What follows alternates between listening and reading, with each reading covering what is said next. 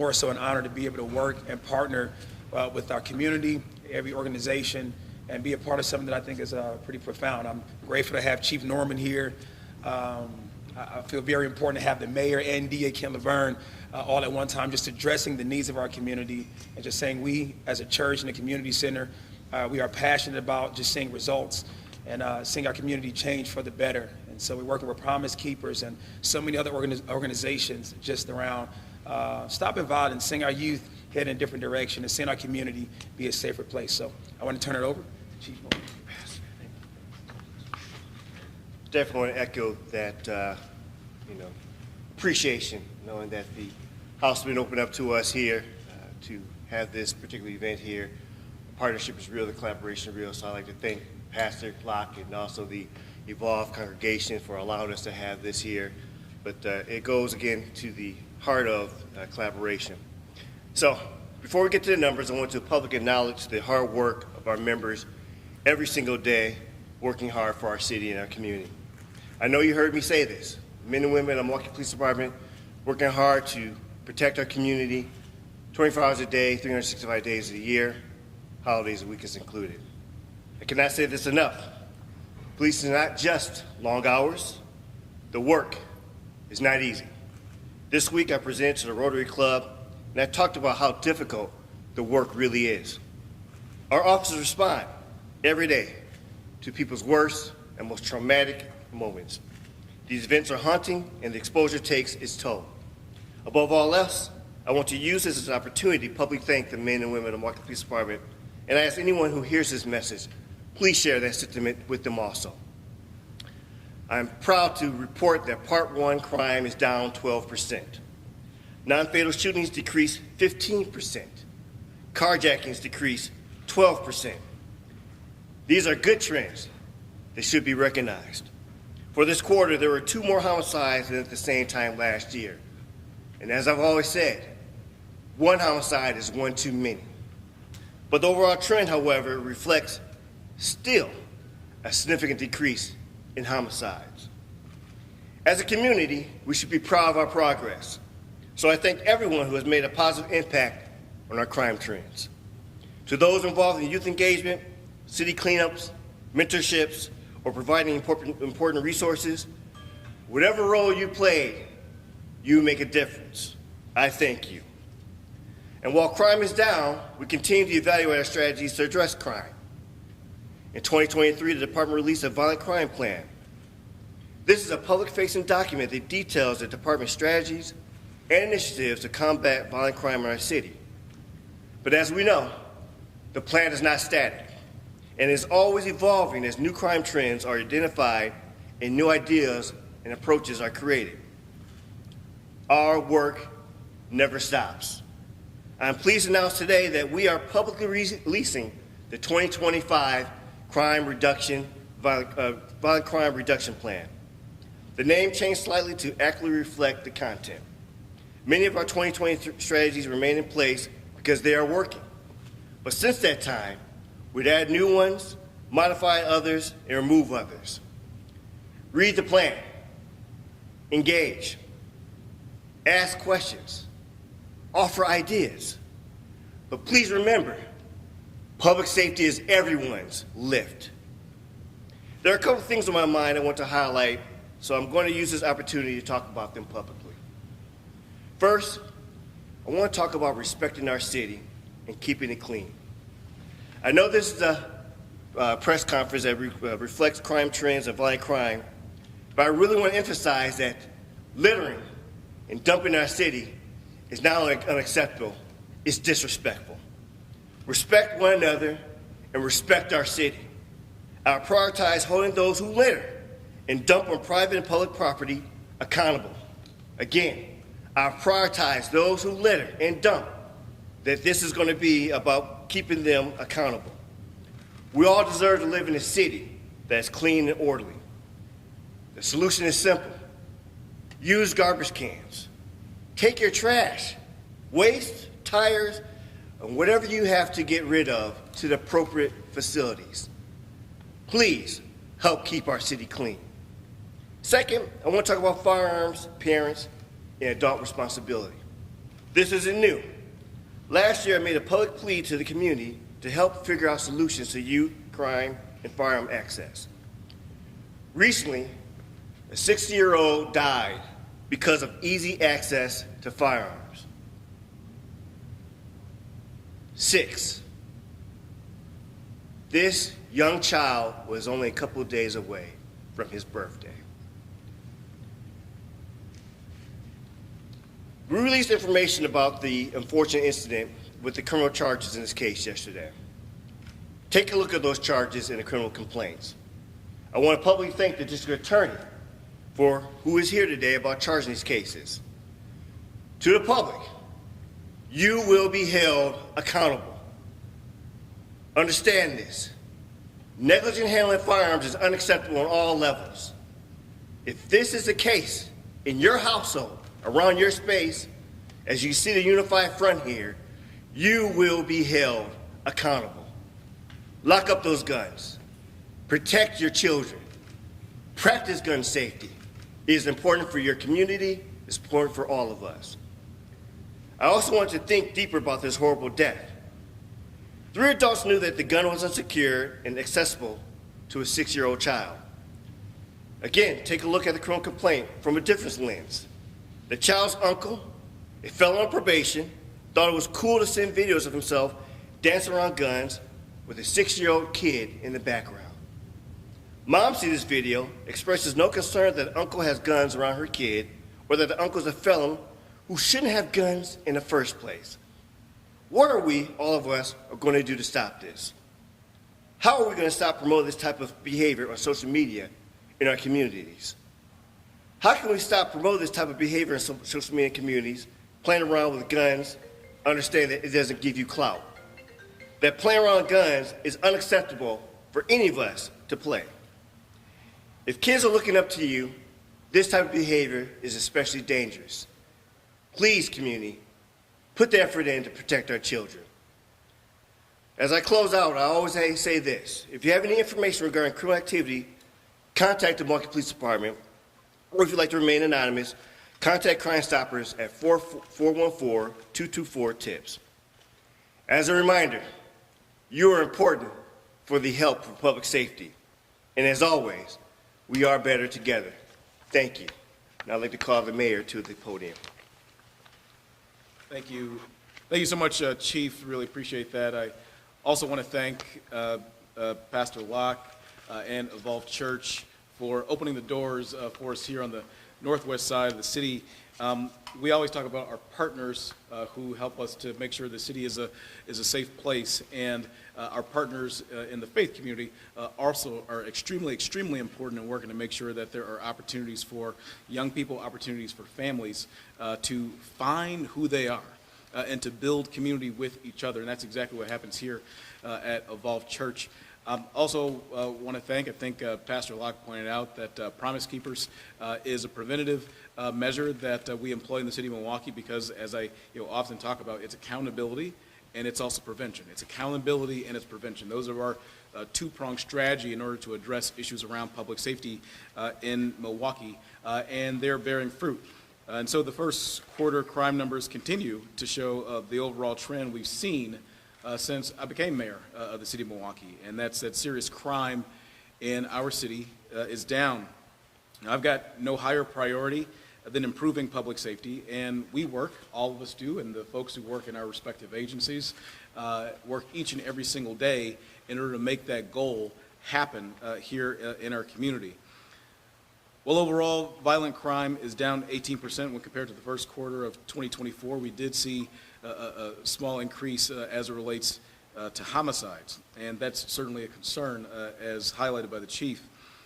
I can tell you that over the past week, the trend has stabilized, and as of today, we're nearly the same number of homicides we saw at this time last year. To be clear, though, and I think I've been clear about this throughout the entire time, but I want to be clear today as well, I want crime to be rare. I don't want for people to be victims of crime in the city of Milwaukee.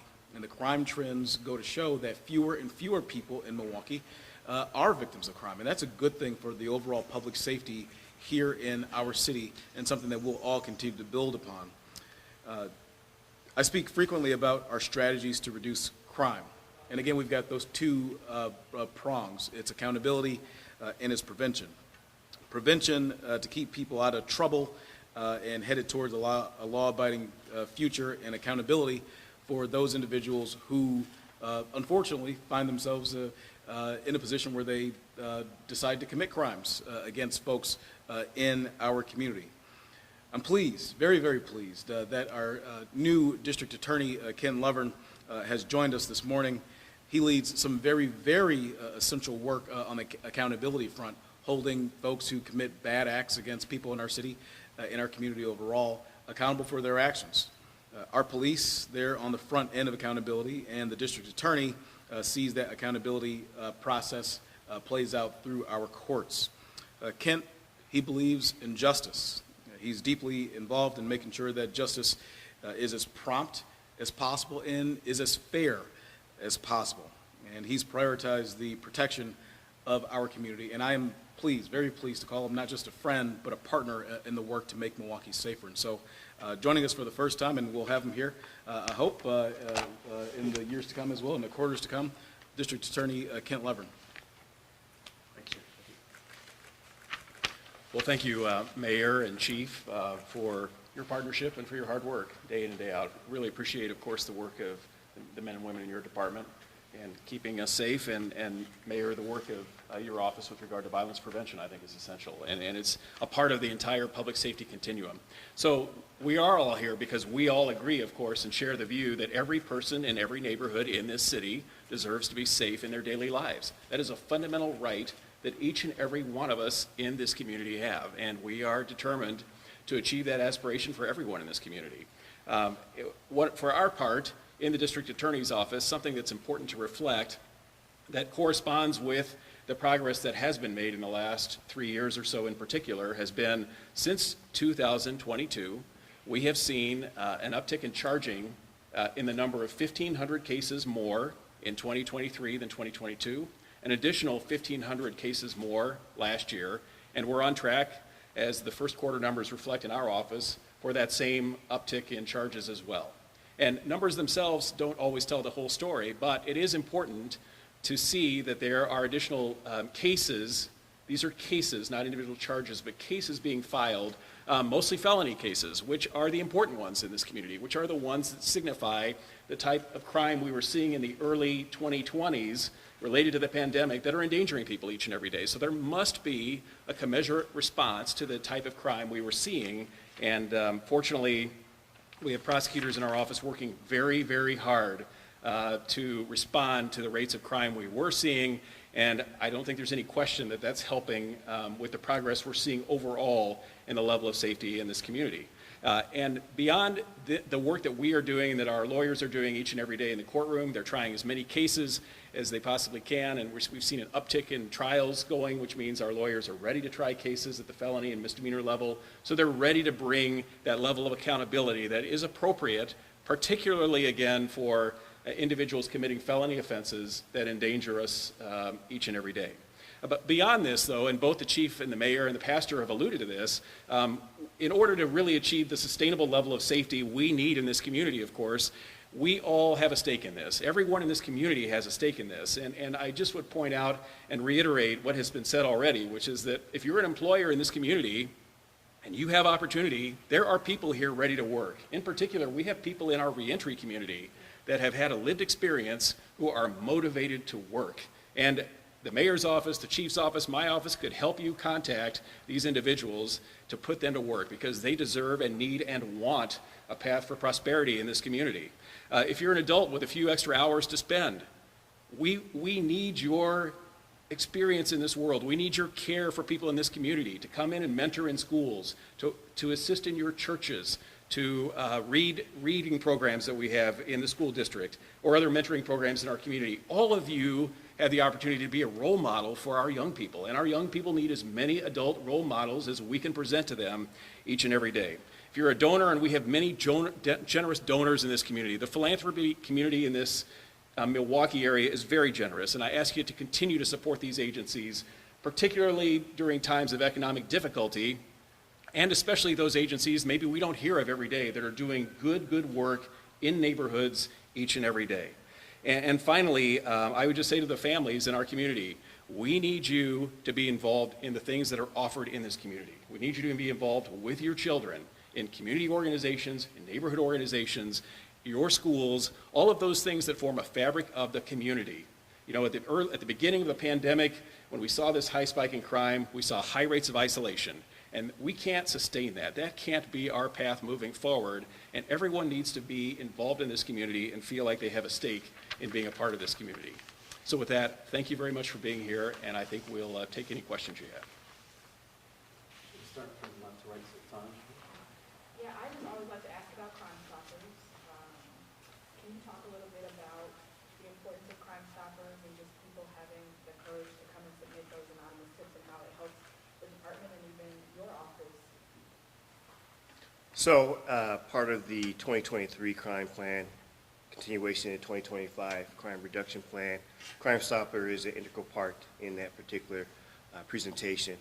Understand that we have to give the public all different type of venues to reach out to help keep their community safe, beyond just the reward aspect, but this is another platform where you can be anonymous, where you can have the ability to engage without the worry about the, normally what people who are witnesses worry about, retribution, whatnot. And so it is an important part. It's always going to be a tool, as many other tools being used, as we see, the Promise Keepers out here. We are all tools to have in the toolbox to contribute to public safety. With carjackings decreasing 12%, what were some of the initiatives or protocols or policies in place to ensure that that number declined? So we've always made this part of the conversation. One of the things that just recently at the Rotary Club and prior past, quarterly crime press conference, we talked about how we as a community can help ourselves in support of what we're doing from a proactive standpoint for the police department.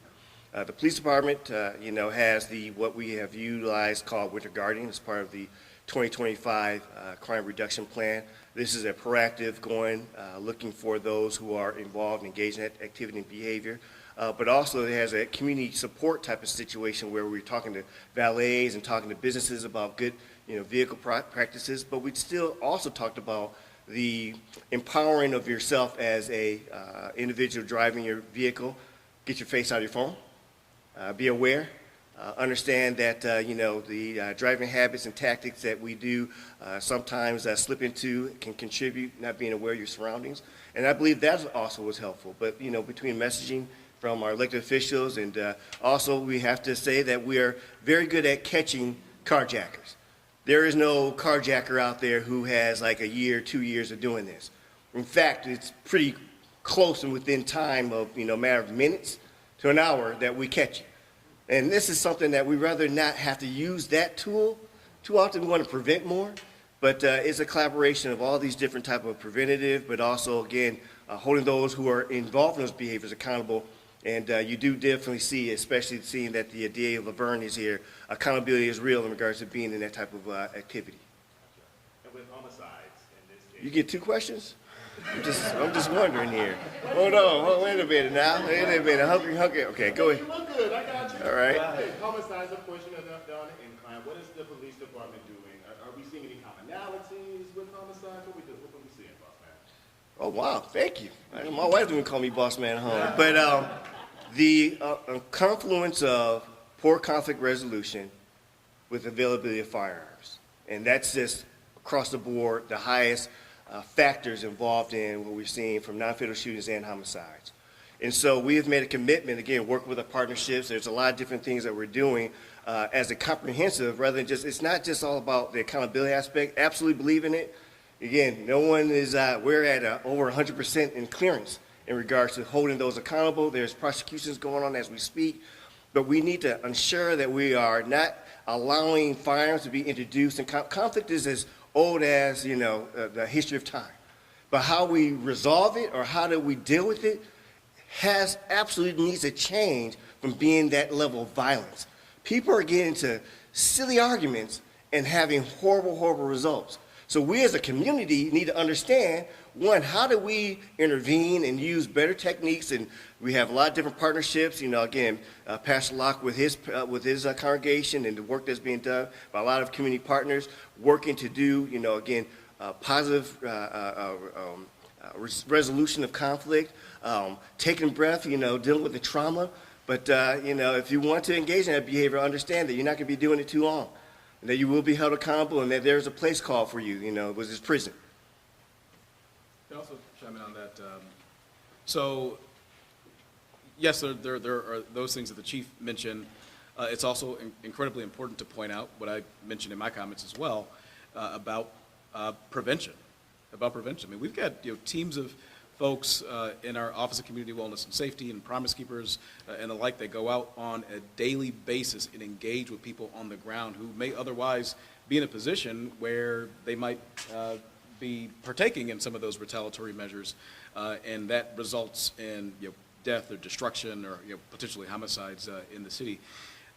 It's hard to measure what doesn't happen, but I can tell you in hundreds and hundreds of times, these folks go out on a yearly basis working to diffuse situations before you see crime spill over that way, before you see poor conflict resolution end up in somebody being shot or worse killed in our community. It's not just that, though. I mean, we're approaching, although it didn't seem like it earlier this couple days ago or yesterday because of the snow, but we're approaching summer, and summertime is typically in cities where you see that sort of activity start to rise.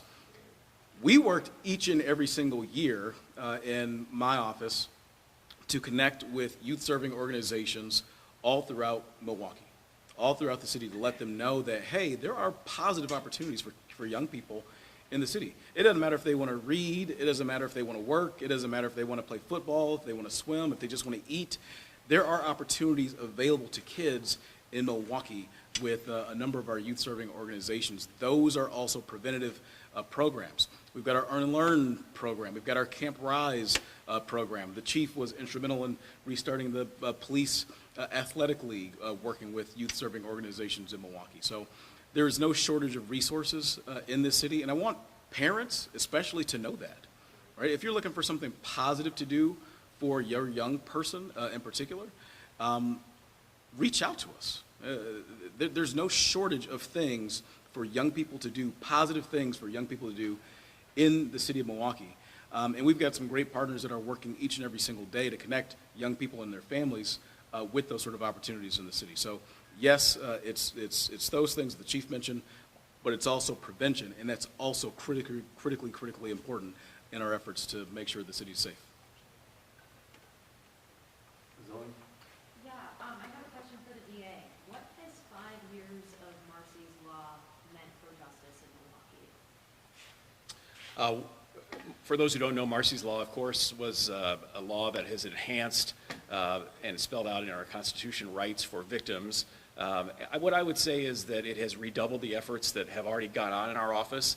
Historical note about the Milwaukee County DA's office: we were actually the very first office in the United States back in the 1970s to establish a victim witness unit that actually performed outreach directly to victims of crime in their community. And so there's been a long tradition in our office of trying to meet the needs of victims and also making sure we're communicating with them in a very respectful fashion. So what I would say is we have had a lot of these systems built in. We have a very experienced team of social workers that work in all of the courtrooms that we staff, in all of the types of cases we handle. Many of them are specialists in the area that they handle, and they do very tough work. And sometimes I would say that they do some of the very most difficult work in our office each and every day, trying to respond to all of the concerns that victims have, being in a system that they never asked to be in the first place, right? So I would say that what Marcy's Law has done is reinforced what we have tried to always implement in our office, which is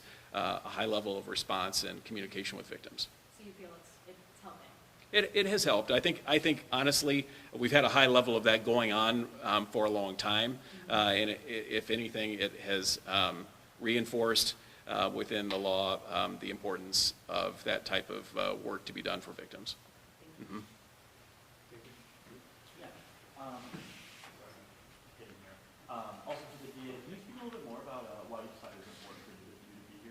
Well, clearly, when we're talking about public safety, the responses to public safety are very, very important. And certainly, while all of us, I think, up here would say that public safety shouldn't start with police and prosecutors and what happens in courtrooms and corrections, it should start much earlier. As a community, we should think about it much earlier. I do think that it's important for the community to know what their district attorney's office is doing. I appreciate that the mayor invited me to be here today to talk about that work that we are doing, because sometimes there can be a perception that maybe not enough is happening. And while we are always working harder to improve the responses we have to make every day to violent crime in particular, I do want the public to understand that there are a team of dedicated professionals working hard each and every day, and the numbers bear that out. And it is important for the community to know how hard their government is working in order to make them safer. Any other questions? On topic, as we're getting ready and getting closer to the NFL draft, if everybody wants to chime in on what is the plan to keep people safe, public safety-wise, but also to specifically with human trafficking, can y'all say if there are any plans in place to deal with that?